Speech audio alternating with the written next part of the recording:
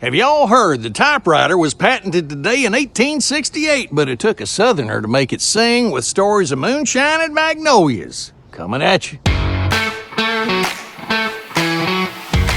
It's true, on June 23, 1868, Christopher Latham Sholes patented the first typewriter in Wisconsin. But let's give a Southern shout-out, all right? In the 1870s, Mark Twang, that Mississippi River rambler, was one of the first to submit a typed manuscript pecked out on a Remington.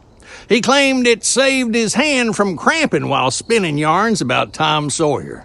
By the 1900s, Southern journalists were clacking away, chronicling cotton fields and revival tents.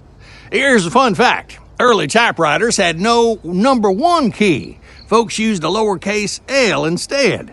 Y'all, let's talk about pecan pie, pecan, whatever, the South's sweetest sermon. Born in the 1800s, this gooey delight blends pecans, pecans, whatever, native to the Mississippi Valley with molasses and eggs.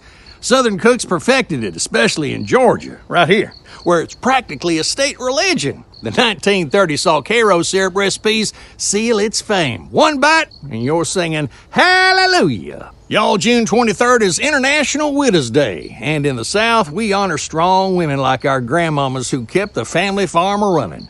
Established by the UN in 2011, this day celebrates widows' resilience from Appalachia to Alabama. So hug a widow today. They're tougher than a cast iron skillet. Y'all hear some wisdom from the good book. In Matthew 5:16, Jesus says to let your light shine before others that they may see your good deeds.